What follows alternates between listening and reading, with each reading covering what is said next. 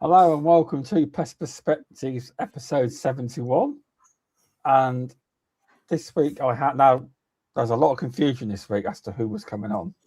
A hot contention between Jim and Daniel Lucas. So what happened was, everyone, for some reason, I've been doing all sorts recently with dates and everything, and I was chatting to him about the podcast on the 7th of July, and I somehow just put him for this week. And Jim messages me on WhatsApp, well, are we still having it? I was like, I've messed up here. I'll fix it. So I fixed it. But yeah, so this week we've got Jim England on, but also, just so everyone knows, the podcast is now sponsored by Powered Now. They kindly help sponsor the podcast because I love doing it, and I really do love doing it. It's not free to run. This software costs a few £100 a year. I've got a new microphone. You can see it there. It's one of them ones I use on Instagram and stuff. I think it's better. I had a I've still got my Blue Yeti, but I don't like them. But so Powered Now, they're a job management software system. If anyone wants to check them out, you can do all your normal pest reports on them as well. So there will be a link in the bio after, but not during. Facebook doesn't like that, so I don't drop links in there. And just to follow up on Beauties and Beasties last week, you announced that Pest Perspectives podcast is going to be at Pest Tech. So just to let you all know, as he didn't really go into what I was doing or anything, it's going to be on the seminar floor. I don't know which level it is, or I'm not sure, but it's booked in for 3:15 p.m. till 4 p.m. So if you're still there, there'll be a live debate panel. I'm still forming the panel, and discussions will be beyond common pest control industry related problems. But so more news on that in the future. So this week we have on Jim England he's the CEO of Protex. Have I said that right? That's correct, Shaun. Protex with an X, yeah, because there's a few similar sounding names out there, ending with C or with T, so yeah, we're Protex with an X. So based in the London area, but work all over, up and down, Scotland, wherever there's birds. Oh, sorry, the dog's barking in the background. That's Betty. Right. She's probably seen a squirrel in the garden, so she's on the payroll as well. So how are you doing anyway? Well, let's just say I'm glad. I mean, don't get me wrong, I love a bit of sunshine, but last week just had to, a couple of days, we had to just call it off. I think I'm getting old. Just the heat, what they say? No, it was ridiculous. Oh, it was so hot, and especially in the area that we were working. We was working on a plant deck of a hospital. Yeah. So you've got all the air cooling machines, and they're pumping out hot air, which it was we just no, you know what? It's like any inclement weather where it's too hot, too windy, too icy. You have to just call it off, Exactly. So we had a couple of days of just not doing a great deal really, apart from sitting in front of the fan. Still got my little fan here. But I haven't put mine down there today because I think I can cope today.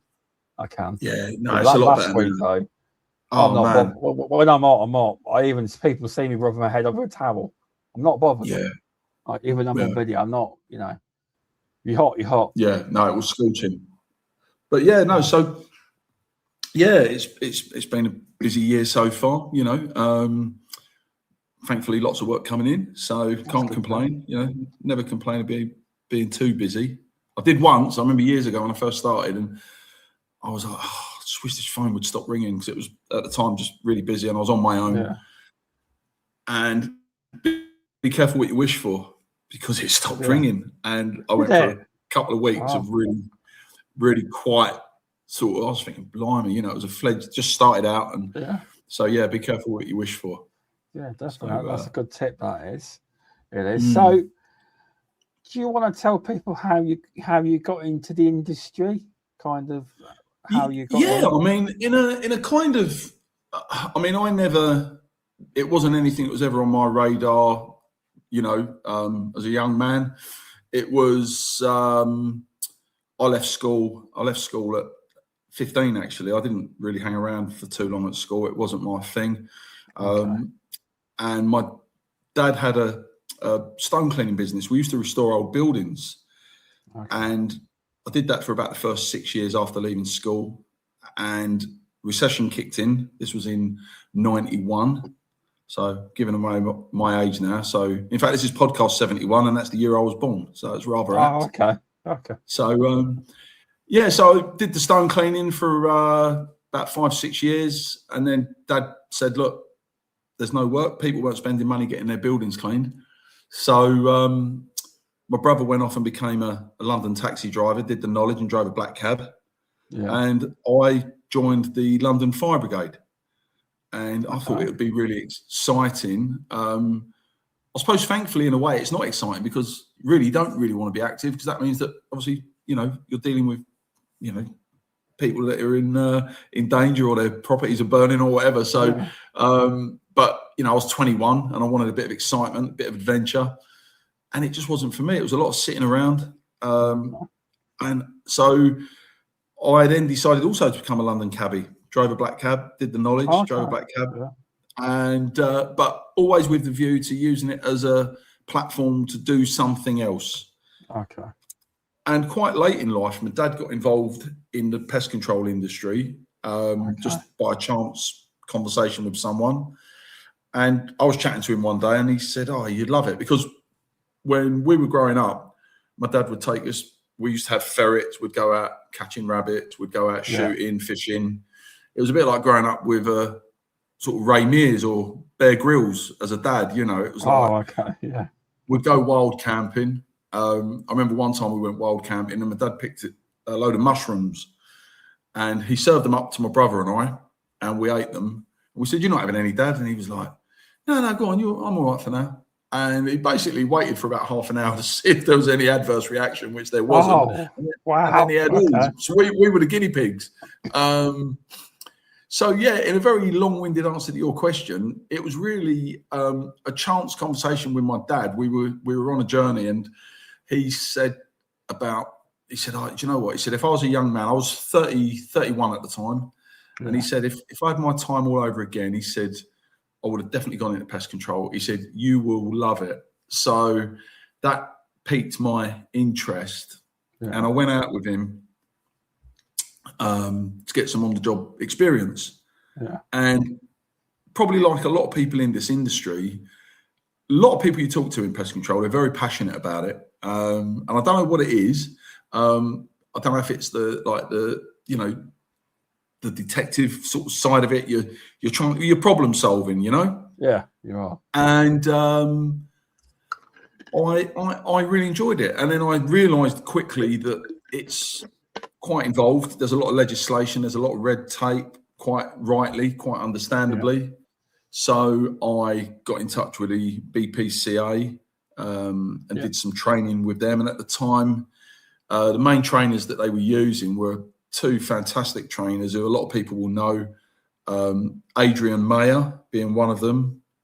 I don't know if you ever came across Adrian, but Adrian was very passionate about urination pillars. Mice can cause him. He'd get really excited about urination pillars. And another great trainer at the time was Clive Bowes. And Clive was, again, a fantastic trainer, brilliant guy, very knowledgeable. He was more onto the cockroaches, bed bugs, that sort of thing. He'd do a lot of trials, clinical trials, So if you had an infestation on the go, a big one, he'd say, "Oh, let me know and I'll come down. I want to try this new stuff out." But he was brilliant. And so I did the training with them at the time, and I literally went from zero to just running my own business. I had literally no one but me. And I went out there, and just back then the advertising was done mostly pre-Google, Yellow Pages. And I took a gamble and spent a lot of money. And London is an expensive area at the time to advertise, because what they did was they broke the book down into lots of little segments, like a Trivial Pursuit, lots of little triangles, north, northeast, northeast, and so on. Yeah. And you advertised in each area, and it was blooming expensive. But it got the phone ringing. And so I was in a good position because I was still driving the black cab, which was my primary source of income. Yeah. But I was then doing the pest control jobs in between. I'd get a few bookings and then go out and do a day of pest control. Yeah. And that helped it to grow quite organically and quite nicely. And it wasn't that stressful. And, I was using BPCA forums and NPTA and stuff going on. And, because I've always said, never guess in this game. If you don't know the answer to something, the worst thing you can do is try and guess, now you can just take a photo with your camera phone and do an image search on Google and it will tell you. But back then you'd have to get a sample, send it off to one of the suppliers. I'll be honest with you. Go on. Although I love AI isn't that accurate when it comes to bugs. No.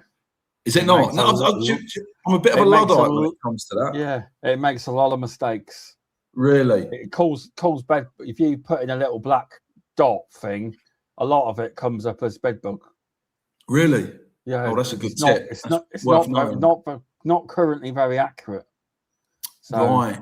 Yeah. Well, like I say, at the time, none of that existed. Back then, none of that existed.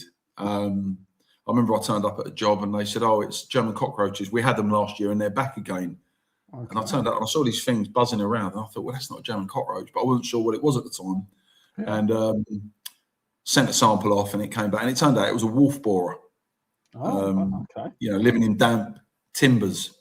But yeah, no, it was... So, yeah, really, in answer to your original question, how did I get into it? It was just really a chance conversation with my dad, and I've always taken his advice. He's been a great mentor over the years. Yeah. I took his advice and like they say, never really looked back. It's a great industry. There's some amazing characters in this industry, some great people. I think you're becoming a character within the industry. Maybe, I don't know. I don't know. Well, for all the right reasons. What you're doing here is great. You're spreading, the word, the gospel of Shaun. Yeah. Well, hopefully it helps people. But, I think it does. Yeah. It's a general idea. So yeah. Also, another question: did your dad work for someone, or did he have his own company? No, so what happened was my dad was he'd given up working for himself in the stone cleaning industry. Yeah. And he was actually doing maintenance for a care home. And one day the guy came up from it was Rentokil, to be honest, at the time, to do an inspection. And they were doing their rounds and walking around and, he was chatting to my dad, and my dad was very knowledgeable. And he said, to my dad, have you worked in the industry? And my dad said, no, I've just, he's always been very well read on anything to do with wildlife. You'd be watching a program and there'll be some, antelope with twisty horns, and he'll say, oh, that's a kudu, or, something obscure. And this guy said, oh, well, at the moment, I think we're recruiting and I think you'd like it, So initially my dad worked for Rentokil. Then he went to work for a small family business in North London, East London, North London. And then I started out, and then when I got into it, I needed to employ someone. I needed a second technician. Yeah. And at the time, he said to his customers, because he was very popular with his customers, and they were like, oh, see you in a few weeks' time. And he was like, oh, no, I'm going to work with my son. And a lot of people said, oh, well, give us your details and we'll come over to you. And he said, no, we're not doing that. And we never poached not one single client, obviously. Didn't want to grow the business like that. I'm not trying to sound holier than thou, but that just wouldn't have been very sporting. Right. He came to work with me, and he worked with me for a number of years. And then obviously older age and ill health, he had to sort of knock it on the head. Okay. And as you know, the last time we were meant to have this a few weeks back, Dad unfortunately ended up in hospital at it was literally about 10 minutes before we were due to go on, but no, so he didn't work for anyone. He didn't work for himself. No, he just went to work for a couple of, obviously Rentokil to start with, and then went to work for a smaller firm. And then he came to work with me, and he finished off his time working, I'll say with me as opposed to for me, that's nice. Nice. So it was good getting him on board, actually, because obviously, again, I was getting all his knowledge and his experience, and the customers loved him. He'd always come back and he'd say to me, I've got 20 quid in tips today, and I've been like, I've never had a tip in my life. I think they might have thought, oh, poor old boy, he was probably making 100 quid a week on tips. Should have docked his wages, really. But then, so we still obviously function very much as a pest control company, doing all the usual suspects. But then, probably about 15 years ago, we started getting more into bird work as well. Okay. So, before we dive into that, can I just ask you, because I don't think you've updated your LinkedIn in a while. I probably haven't, mate. No. You are the vice president of the BPCA. Former.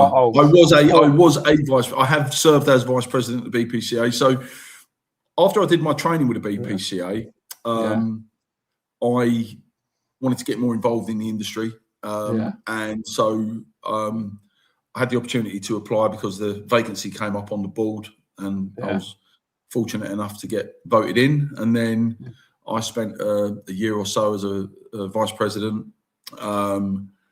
And then I felt like I'd done my time it was just, as you know, Shaun, there's never enough days in the week or hours in the day to fit everything in. Well, I bet you wonder how I do the MPTA board, the business, and the podcast. Exactly. I can imagine. It's like spinning plates, It is. You constantly, you're sort of trying to keep them all going. And I just felt that I wasn't giving it my full attention at the time, so I stepped down. But I had a great time and met some great people who I've kept in touch with over the years. And that was an interesting time, and I'm glad I did it. And I'm sure you're getting a similar, thing through your connection with NPTA. Who are, again, another great organisation. Obviously on the board of directors, so you're helping a lot of. I've learned now, because a lot of pest controllers think, when you go in, you don't know. Everything's so easy playing them, and it's not when you get to the other side. It's not, everything's not as simple. Because going in, you think, I can this, that, and you realise that it's a lot. It's not as easy as you think it's going to be, but I enjoy it. I do. Yeah, I enjoy it. It's good, and I think if you bring your passion to that role that you're doing, which you clearly do, then it's a win-win, isn't it? Because when I done my interview, I always said to them that I always give my opinion, whether you like it, whether I know it's going to be popular or not. What you see is what you get, eh? I do bring things up, and they're like, I didn't see that. Things like a different opinion. And because he says, we don't want the main thing he said was, we don't want a nodding duck. You just sit there and don't talk. I definitely talk. Yeah. I mean, like you say, you got to be. I think you got to be like that just in life. Whatever it is you're doing. Just if you don't like something, don't hold back. Be polite, but I mean, how many times, I think it's maybe a British thing, but. You might be in a restaurant and the food isn't great, and the waiter or waitress comes over and says, "Oh, how's your food?" And people go, "Oh, yeah, it's great, yeah." But I won't. I'll say, "Well, actually, to be honest with you, it's not good. It's not brilliant, you know. Yeah, I can't. Although I can do that on the ball, I've never done that. I haven't. Oh, I've done My it dad, plenty of though. times. Oh, he will. He'll easily do it. No filter, eh? Dad, good old dad. He will. Yeah, I've got one like that. Yeah. Yeah. But no, you are right. That is what British do. Yeah, it's good. Yeah, it's all right. Yeah, it's but great. A lot of them, though, I've seen it happen. They don't know what to say to you when you do it. They have to go and get someone. Because no one ever says it. The way I see it is you'd be doing a disservice to them if you didn't tell them it was bad. Because how can they improve? Exactly. You know, if it's bad, it's bad. And if they've got it wrong, then, you know, then it's like credit where it's due. You know, if someone does a good job, if I turn up to look at a job that someone's done and the client says, well, you know, I'm not sure. And I'll look at it and I'll say, to be honest with you, they've done exactly what I would have done. Yeah. You know, but similarly, if it's bad, I'll say, you could have done it better. Maybe you could have done this, could have done that. Yeah. But no, I think you've got to tell people how it is, because otherwise, you know, you've got to be true to yourself. So exactly. Yeah. Hello, Jason. Thanks for popping in, mate. And Adam, thanks for popping in. I've messed the algorithm. I messed the algorithm up. You see, usually I'm on a Tuesday. I've messed it up. A lot of people don't know I'm on, even though I've advertised it. So yeah, no, that's good. That is that, because I did want to mention it because you're on the you had it on your LinkedIn. You might want to edit that slightly and put former, because it does say former, doesn't it? Or is there a date on there? No, it just says I am the vice president of the British Pest Control Association. Sorry. No, sorry. I left due to work commitments, but wish the board and association the best wishes. See, didn't read it properly. So Shaun, it's all in the detail. Schoolboy error. Yeah, I'd be worried then. Exactly. But I wasn't doing a what's his name? The author. Politician. I think it was a politician. Also reading your LinkedIn, I hear you've been on TV. We did, you know what? We did a spate of TV stuff a few years back now. Probably did about 4 or 5 appearances on the BBC News, on the breakfast sofa. First time I went on, I'd never done any media stuff. And I got asked, would I like to go on and talk about a chap that had drowned a squirrel. He'd caught a squirrel in a cage trap and he had drowned it. And quite rightly, he was prosecuted because his neighbour saw him do it and he got fined about 1,500 quid. Okay. So I got invited on. So I've gone down to the BBC. This was at Wood Lane at the time. This is going back a few years before it moved to Manchester. Yeah. And I'm sitting in the green room waiting to go on. There's another chap there, sat there with me. And he said, what are you here talking? What are you going on to? Are you going on the sofa? And I said, yeah, I am actually. Yeah, just going on in a minute. He said, oh, so am I. What are you talking about? I said, squirrels. He said, so am I.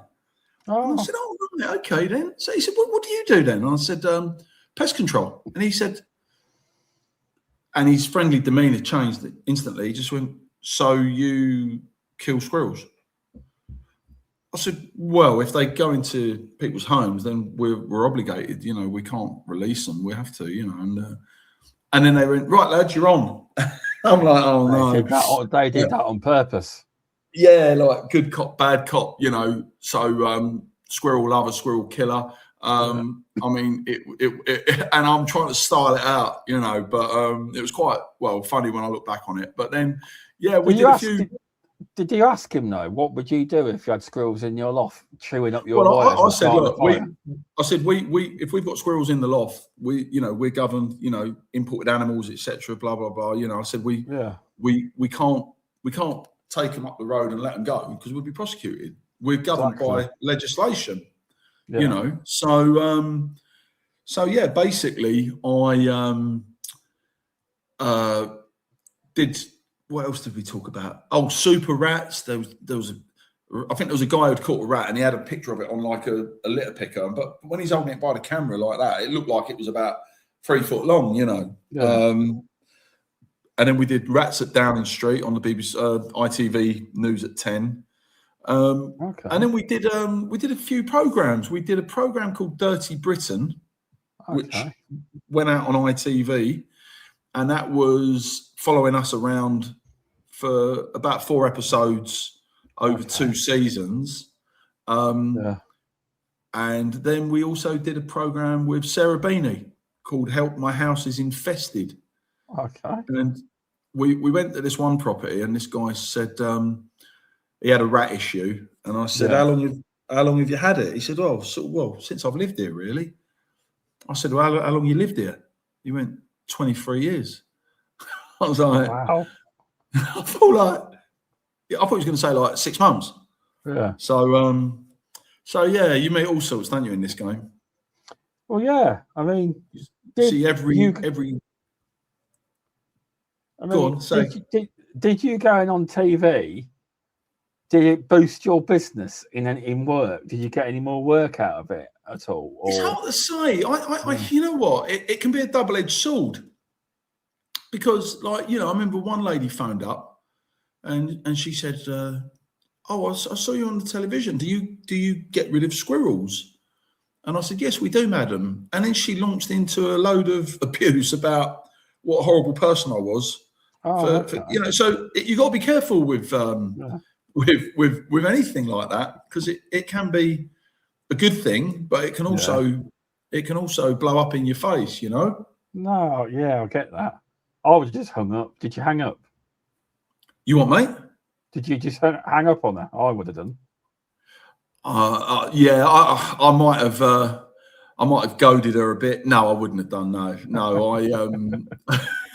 no, I would. Yeah, I think it was just like, yeah. So I'll put you through to our hanging up department.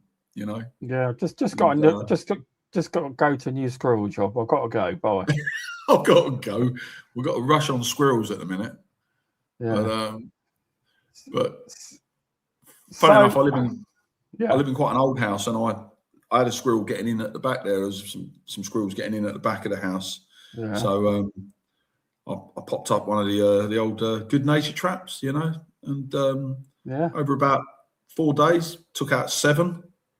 So they chose the wrong house on that occasion. They did. Good natures, I find, either work or, for me, I find they work or they don't, and I usually have more luck with the WCS traps. With the Cania traps, I think, did the guy who make them pass away or something?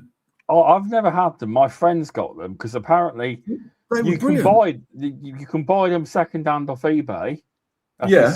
They are still on the trap approval order, but they don't make them anymore. He said they're really good. I'm not sure if the chap. I think so. I think they were Canadian, and I think maybe some of your viewers or listeners will know the answer to that one. They probably do. Yeah, I heard that maybe he passed, and maybe the business folded under that. I don't know. Maybe, I'm not sure, but they were brilliant, Shaun. Absolutely brilliant. Easy to set, and there was no ambiguity with that trap. It was pretty lethal. Yeah, I mean, he said he says it's still on the trap approval list. You can use it. Just that you've got to find some second hand if you want them. Yeah, it's a shame. There you go. Maybe someone listening might pick up the mantle and start reproducing, because they're quite a simple design. Yeah, they're not that they're not that complicated. They're very easy to set. Yeah. So but we use WCSs and Fen traps. Fen traps, yeah. Still get used to the old fingers. I'm not broken anything, but they're trying to set them sometimes. Yeah, you got to watch what you're doing. Got to stay focused. You definitely have. So you got to make sure as well to remember to take off the safety catch. Done that before. Yeah, I think everyone's done that, because I put them in the quill boxes as well sometimes. And what I do is I get a little screwdriver. Once it's set in there, then I do it like that. You flick it off. Yeah. But wise move, I think. Yeah, but so how did you go from obviously working with your dad to expanding the business? Do you have a lot of technicians that work for you doing? Because you mentioned you do all kinds of pest control. No, so we do general pest control, And like I say, the bird side of it was the thing that really I've been really focused on now for probably about the last 15 years. So the bird side of it is something that we started to get inquiries about bird work, and we started doing it. And you know, I know self-praise is no praise, but we found that we were good at it. Then we got in touch with some of the big national firms and inquired if they were looking for any subcontractors, and we worked with the two big names out there for a number of years. And then about 5 years ago, I stepped away from both of them because it just wasn't working out for us. It wasn't a good mix, I felt. So what we do now is we work with a lot of we get our own work organically for our own customers, but we do a lot of work with a lot of, you know, companies out there, from sort of sole traders through to, you know, bigger companies that might employ 20, 30, 40, 50 staff. But obviously we go in under their banner. You know, we don't turn up as Protex, so the vans aren't signed, so we don't turn up in a signed van because that just wouldn't be practical. And so if you gave us a lead and said, "Oh, Jim, look, I've got this client who's got a bird issue. It's a warehouse that I look after. Could you come and have a look at it for us?" We turn up and I say, "Oh, hi, my name's Jim from Oakham Pest Control." And we go in effectively as part of your organisation. So you got some praise there. Oh, thank you, Adam. Cheers, mate. Very nice. I've paid him a lot of money to say that. He's sitting next to me. But no, like I say, so. And what we do as well, Shaun, is we obviously we don't discuss anyone's business outside of. So if we look at a job, I mean, it happened only a couple of weeks ago. We looked at the same job for two companies, and I told both companies, look, I'd already looked at it for one company, and then a second company contacted us and said, look, I've got this job at this location. I said, I've already looked at that, and they were like, oh, who for? And I said, well, can't say, but it's another pest control company. And what we did was we said, look, this is our recommendation and this is our cost. Whatever way you want to sell it, whatever way you want to mark it up, we're not interested. That's nothing to do with us. Obviously one company won it, one company didn't. Ultimately we got it because we were looking at it for both companies.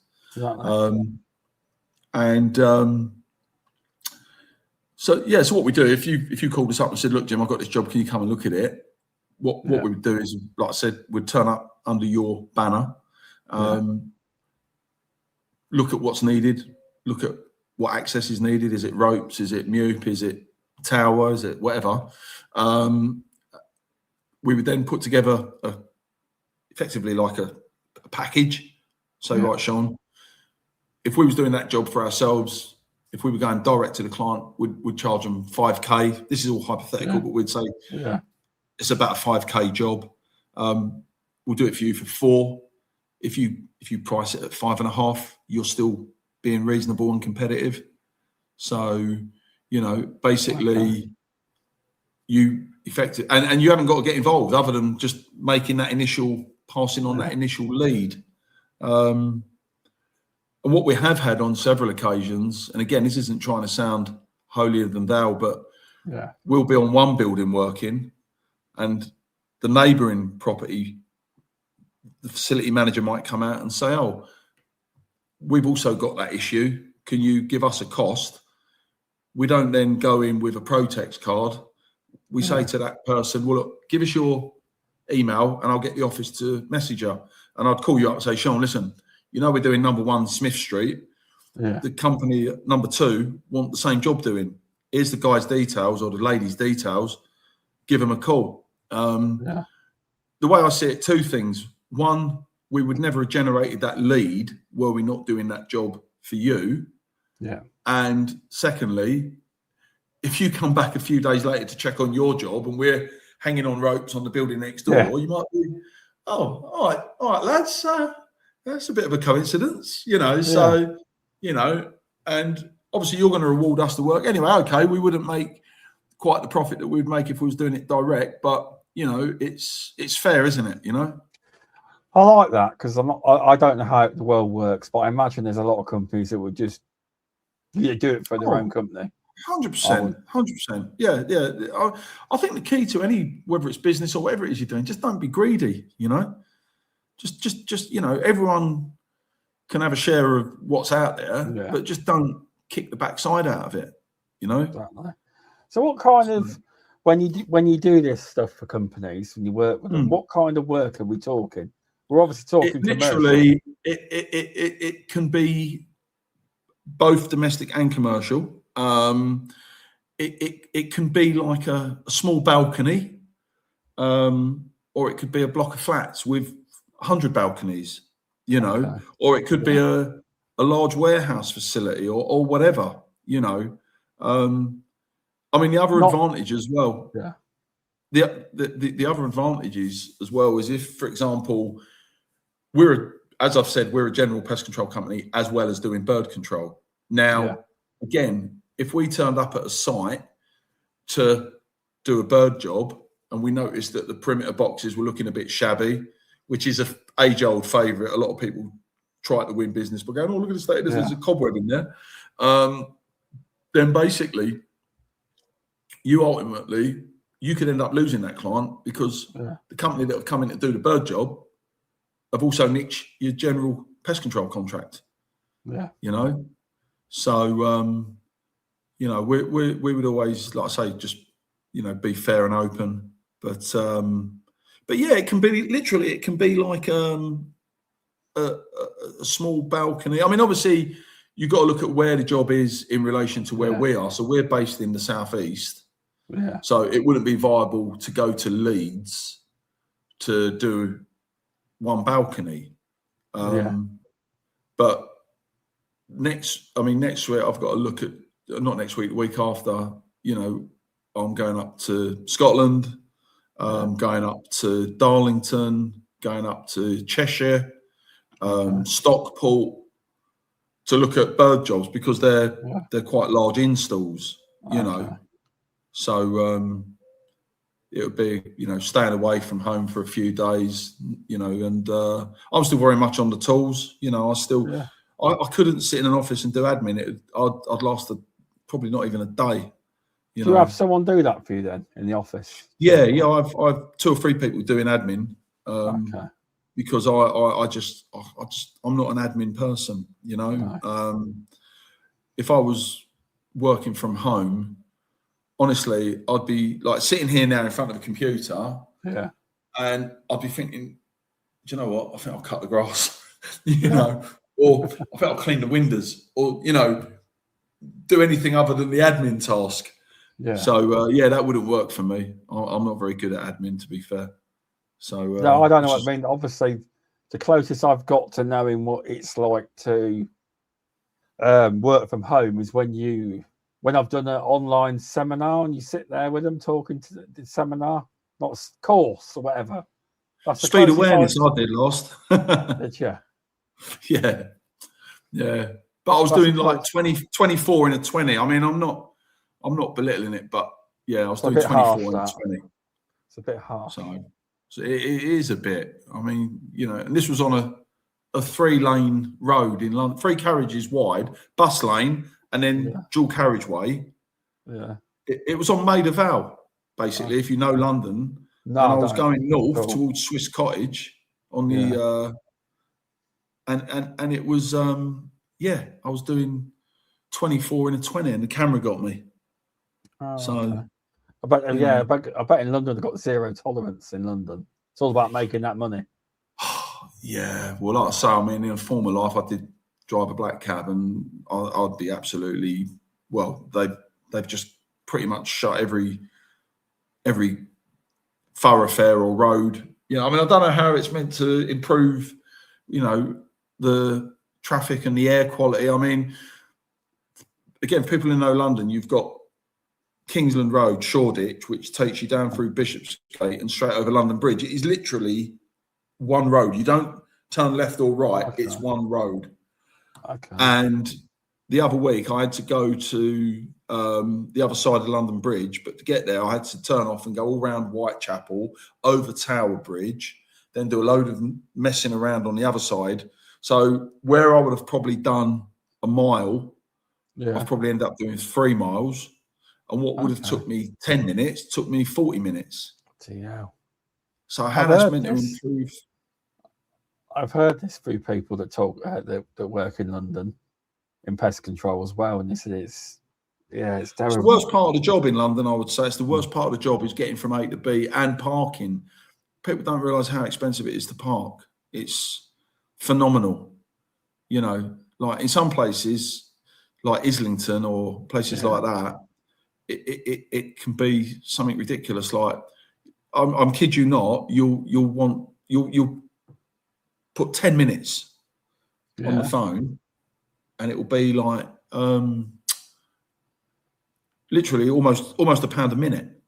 Wow. See, I've heard that. I watch a lot of YouTube videos and stuff, and some of the businesses they don't give you points, do they? Or some people just park on double yellows because it's cheaper. Pay the fine. I mean, years ago they used to wheel clamp in London, but they stopped that now. And they just it's cheaper to pay the fine. Well, it's actually more economical because let's say you're doing a rope job where you've got 2 technicians working on ropes. You can't say to one of the lads, well, look, you carry on working and I'll go and move the van. Yeah. You've got to both obviously stop at that point. So it's like a buddy system, Yeah.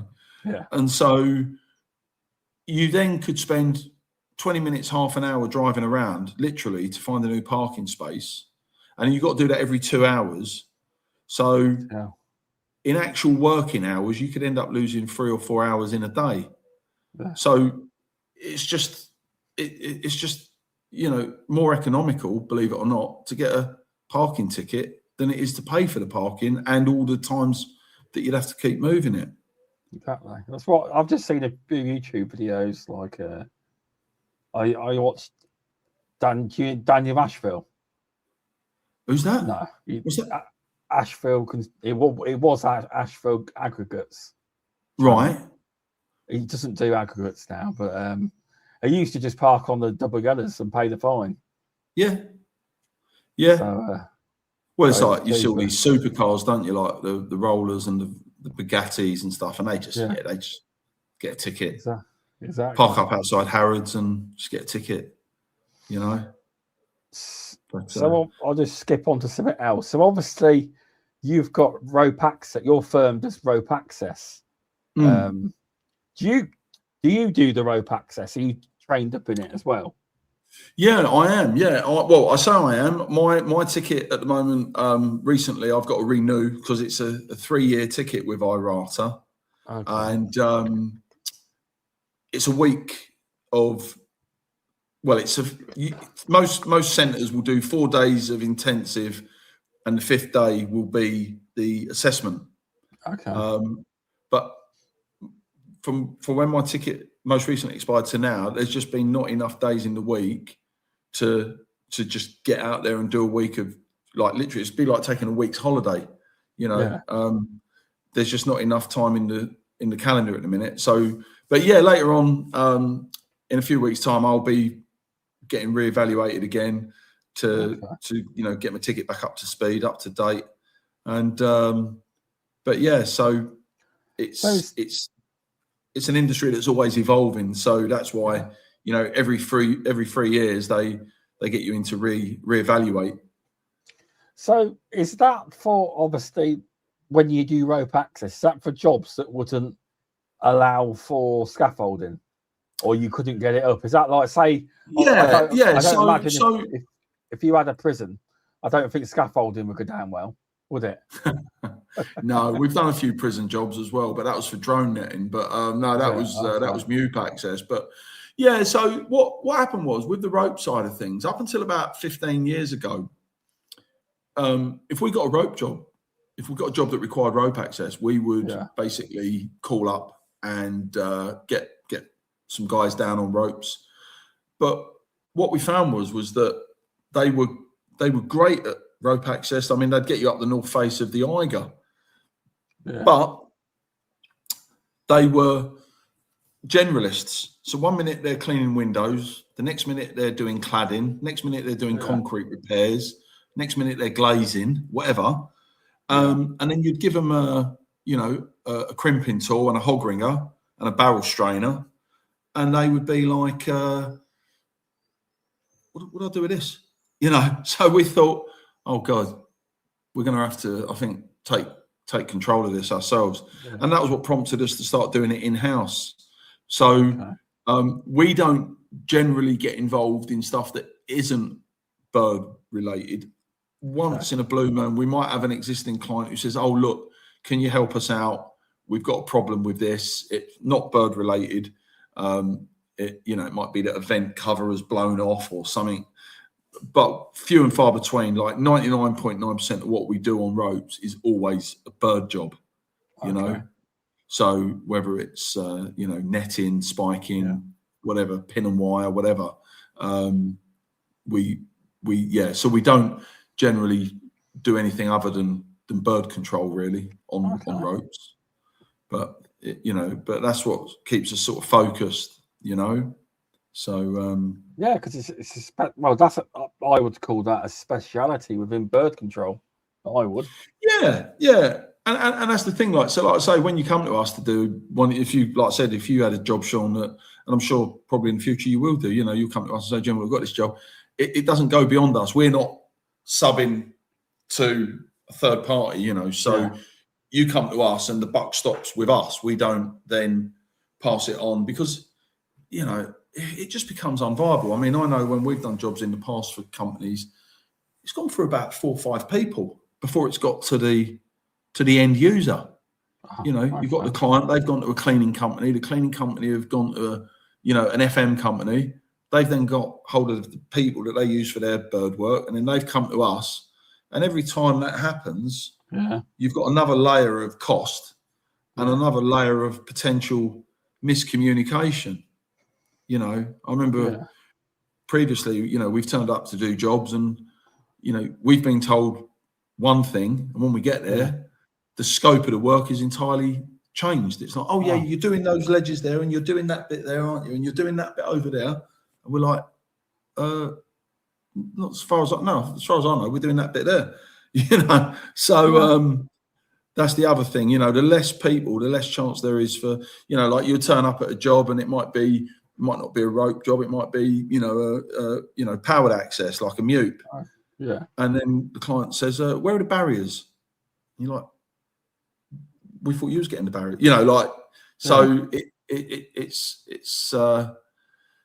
it's better that we come and look at it with you, or So I mean, I've got to go and look at 2 jobs tomorrow for other pest companies, both in the sort of London area. But I'd rather go and look at it myself than rely on, Google Earth or, some photos that someone's sent, because it don't always tell you the full picture. No, it don't. You'll get a picture of the top of a building with the area that they want working on, but then it might be a domestic property, like solar panels or something. But then at the back of the house, there's a great big glass conservatory. But do you know what I mean? Yeah. So you don't see that until you turn up on the day, and it's like, well, we can't do this because no one told us about that. Exactly. So that's why it's always better to go and look at it yourself. No, definitely. And that's what Clive was on about last week with bee removals, all about the survey, going to have a look. See, he was at a job in London where from outside it looked great. The chimney looked great, but when you got inside, chimney and there's still on stills, and the actual honey was on the asbestos. So he said it's a complicated job. Yeah. But from outside, it looks like it's a proper full chimney. It wasn't. Yeah. He said, so that's all about the survey. He said, you wouldn't have seen that from a photo. 100%. Yeah. But but yeah, no. So yeah, like I say, it's I prefer to go and look at stuff. I mean, we don't charge the survey. You know, we'll come and look at it for you. Sometimes we might result to doing, you know, like a FaceTime call with the client if it's you know, if it's practical. Yeah. But there's a lot of. So you're not scared of heights then? No, I've worked at height. You know, like I say, with the, you know, when I first started. So I first started work in 1986. Yeah. And back then, health and safety wasn't a patch on what it is now. 1986. You know, 1986, I started work 40 years ago. So, you know, so it was a bit of a free for all, really. Even then, you know, like there was no PPE, there was no such thing as a risk assessment method statement.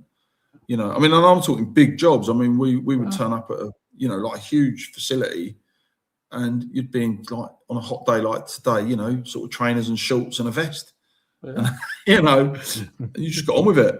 It's mental, you know. There was no health and safety, was there? I imagine obviously, especially rope access, and anything like that. I mean, scaffolding was really dodgy. I mean, my mum's dad, unfortunately, he was only 48. He was working on a construction site. This was back in 1970. He was working in a rope cradle. We used to use the old rope cradles years ago, and he got in it, and it hadn't been rigged up properly, and it hadn't been weighted correctly. He just got in it without really checking, because there was no safety checks like there is now. You know, there was no tag systems where, you know, it says do not use. And he unfortunately, he fell about 6 floors. So he fell probably about 25 meters, probably about 20 meters, which is a long way to fall. About 70, 80 foot in old money.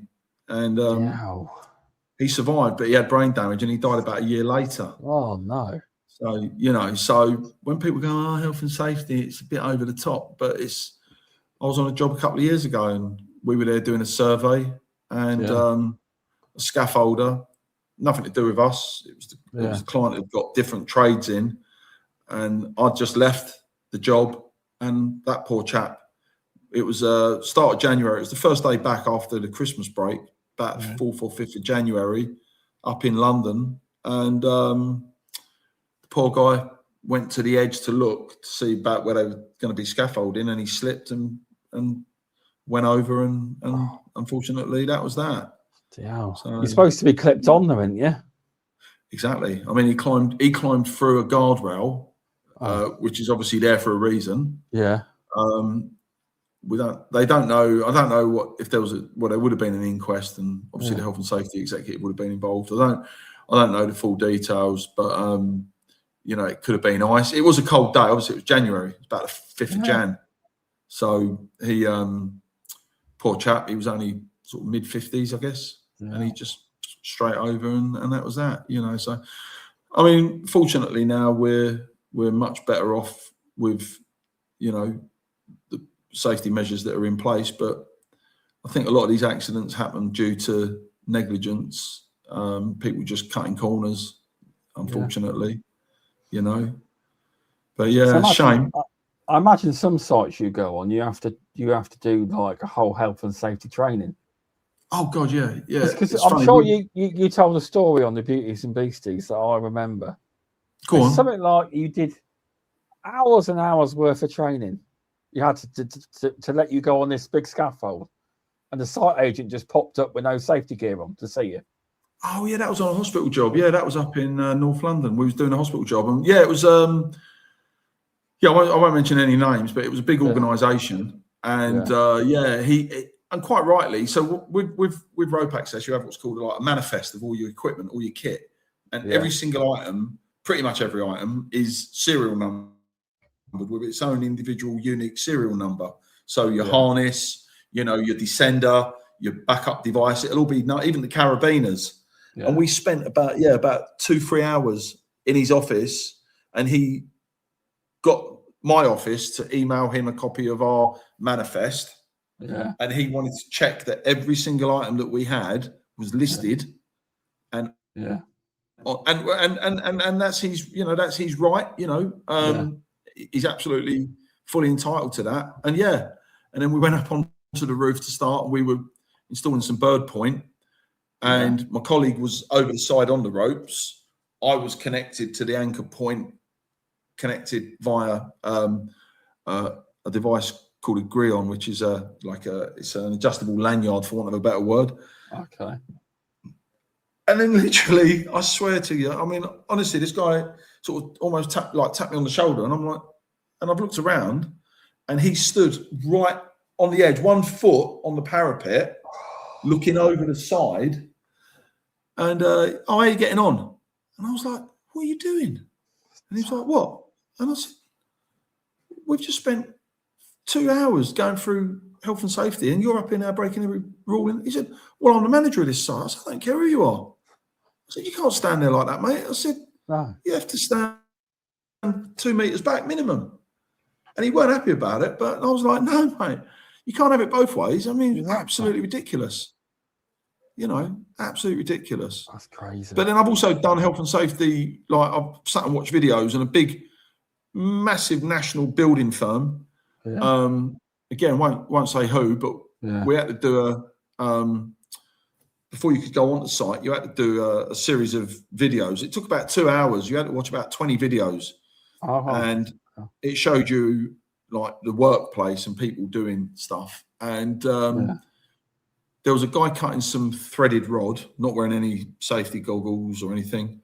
Yeah. There was another one with a mobile tower in the middle of a room, and there was no outriggers on it. There was another guy in a cherry picker in a mute, not wearing a harness, in a boom, not a scissor, in a boom. And there was another one with a guy wearing like steel toe cap boots, and all the metal was exposed because like all the fronts had come off the boots. Yeah. And I emailed him after having spent 2 hours watching these videos and said, look, if you're going to put videos out there, you got to get it right, Yeah. And apparently the proverbial poop did hit the fan on that one. Did it? But if you're going to preach it or you're going to do it, then you've got to stand by your, what you're putting out there. Yeah, you definitely have. It's a big game though, health and safety, isn't it? Money, all these courses people do and everything, and for a company to get it wrong, because they must have made their own videos. So yeah. So like I say, like I mean, like people make mistakes, but there was 4 glaring mistakes in this, probably about 20 videos that you had to watch. Yeah. Covering all different elements of, the workplace and all the things that can and can't go wrong. But it was quite funny because I turned up at the site and the guy asked me, "Oh, have you done the videos? Have you done the enrollment?" And I said, "Yeah." I said, "But it wasn't very good, to be fair." I said, "I spotted a few mistakes that I messaged your company about," and he was like, "Was that you?" I was like, what? "Oh, was it that quick then?" And he went, "Oh, this was a few days." He went, "Oh my God." He said, "Yeah." He said, the health and safety people were hauled over the coals for that, and quite right, So, I'm surprised no one noticed before that, because I think a lot of people watch health and safety videos just nod their heads. I think. Yeah, well, they're probably like this, probably sort of next. Yeah. Yeah. But yeah, so it's a minefield, isn't it? It's like anything like that. HR, health and safety. It's the age we live in, and like I say, it's a lot better than what it used to be. Well, it was non-existent when I started, to be honest. Oh, it was some of the things when my dad used to be a bricklayer when he was a young man. Oh, God, yeah. And he said that there's some of the, like, when you get up a building, you'd be walking like what they called a wheelbarrow with full of bricks right up a plank onto a building. It's just the way it was, he said. Well, did you ever see that video of John Noakes from Blue Peter years ago when he went up Nelson's column? Did they? Go on YouTube. Yeah. Go on YouTube. So, I mean, Blue Peter, obviously, I don't know if it's still around, is it? There's a kid's show. It is actually, Yeah. Well, it's been around for donkey's years. You know, it's been around, I think, since the 60s or even maybe earlier. I don't know. But in the 70s, they had a presenter on there called John Noakes. Yeah. And all my fellow sort of Gen X age group will remember John Noakes, Leslie Judd, and Peter Purvis. They were the three main presenters back then. And they basically they basically on Nelson's Column, Trafalgar Square, they basically lashed ladders like a steeplejack around it. But when it gets to the top, it goes out because you've got the cornice that juts out that Nelson stood on, and it goes out on an angle, probably like 45 degrees. And he didn't realize, and he's got no harness on, no safety line, nothing. And he's climbing up a wooden ladder that's tied on with rope. So Google John Noakes, Nelson's Column. I will. But also look at scaffolding, 1950s, 1960s. And it's exactly what you've just described with your dad, with wheelbarrows full of bricks and no handrails, no safety. He said, I never had no accidents, but he says, I could have done, couldn't I? You know? Even when you go abroad, I mean, I was in Greece about 3 years ago. And some of the construction sites that you go past, you think, God, we'd never get away with that in England. No, you know, it's all over you. Yeah, no. I mean, I'll say it again, it's probably a double-edged sword. I mean, maybe people don't fall off because they know that there's never going to be a handrail, whereas we always think there's going to be a handrail. Yeah. And if there's not, and in fact, that actually happened years ago on a job that my dad was managing for a construction company. Someone had gone up and modified, basically taken off a handrail on a scaffold, so they could pass stuff up easier. And a guy just walked straight off the end because he was carrying a box and he just didn't realise, and fell to his death. So So I'm more careful in general because when you broke your knee twice, you kind of. Is that what you've done? Yeah. I broke my knee twice. Yeah. Same knee. The first time it was the left knee, tibia and fibia. Second time it was the kneecap of the left knee. So my leg's quite strong now. I go gym and that. So I've seen you doing all your squatting and stuff. Yeah, not bad. And you're still managing with the injury. Yeah, because you can do it. You know. But obviously you got to appreciate that I've got quite good strength. I mean, I started out and I could barely lift anything. Obviously, I rehabbed myself. Yeah. And I'll be honest, the second time round, the first time I lost a load of weight, and then I stacked it back on mentally. And then I did it the second time. And since the second time, I've been gym focused. Yeah. Not gym the weightlifting, not you. I know what you mean. So I've not gone off course really since then. Well, that's what I need to do, but it's just finding. I'll say it's finding the time. I mean, it's a bit of an excuse. I think you've got to make the time. I even did an article for the MPTA on it, on fitness to do with mobility.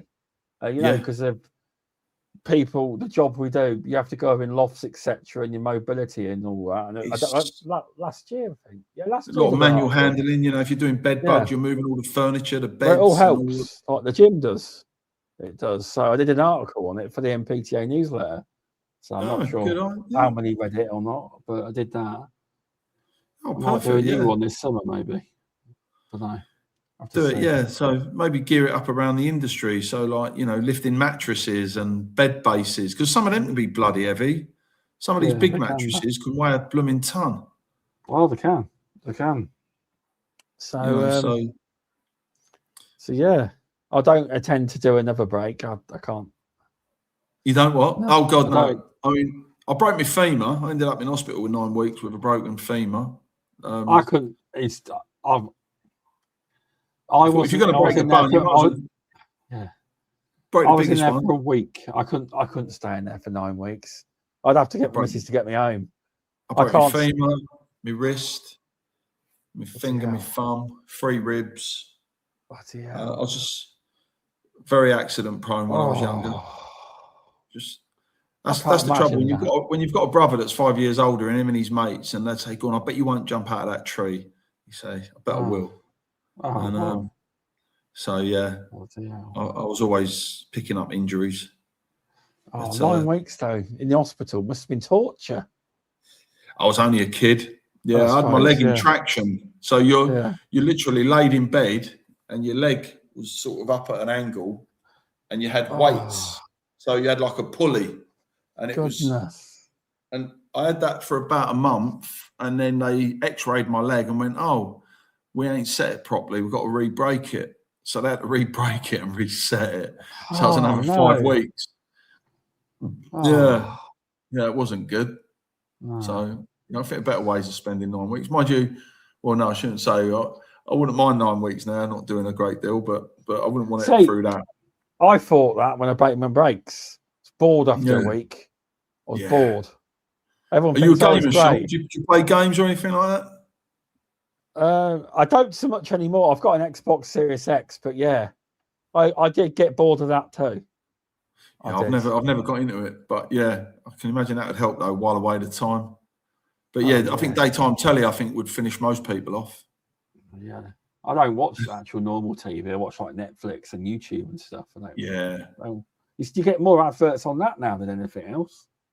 Yeah, you do. Yeah, but yeah. So thanks for coming on, Jim. It's been good. No, Shaun, I really appreciate the invite, and I feel very honoured that I've had the chance to sit here with you and have a chat.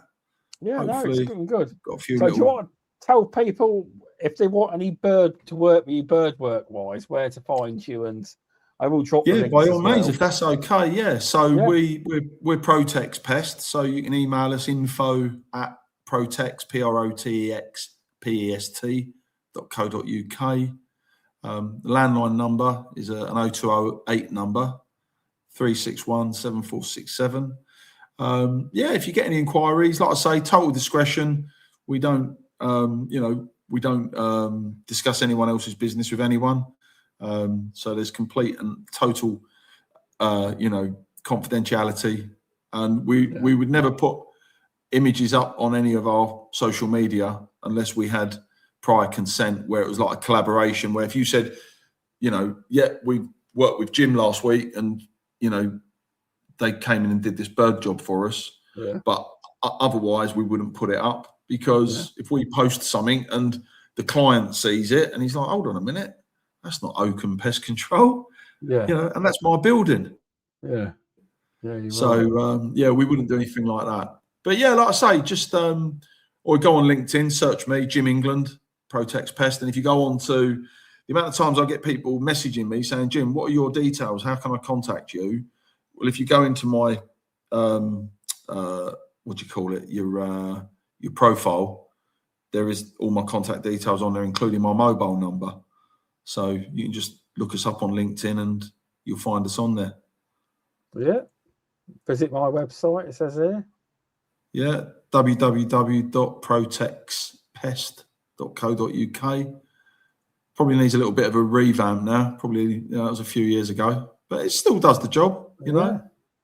But I appreciate the plug. Thank you for letting us do that. No worries. It's all about sharing your knowledge in the podcast. I'm sure it will help a lot of people, because they might reach out to you and think, I'm going to try and see if I can offer anything bird wise.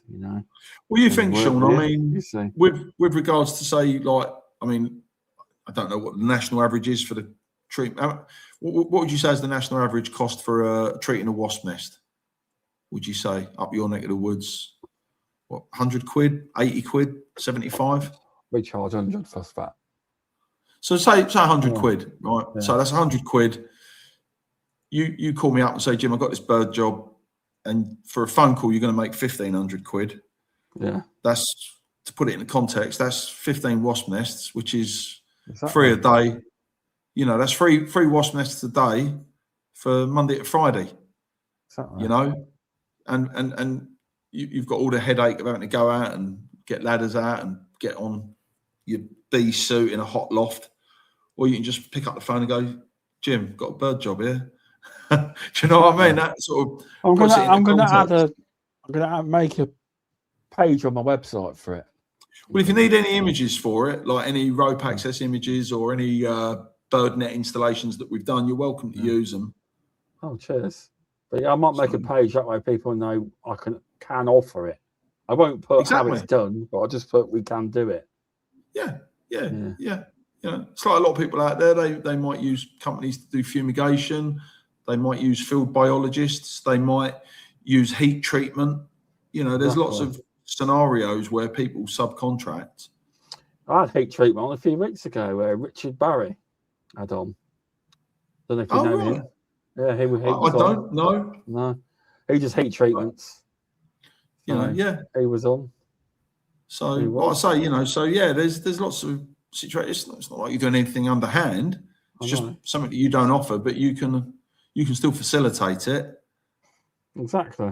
So, but yeah, mate. So thanks for coming on. I appreciate it. Not at all. No, thank you. Thanks for giving us the opportunity, mate. No worries. I'll let you do the sign off, whatever way you do it. Yeah, but thanks everyone for coming on. Next week, we will have Daniel Lucas from CSS Pest Services. And I won't get it wrong. Then the week after, something really interesting, people, if you're listening. There's a project in New Zealand called Wellington. It's called Wellington Predator Free 2050.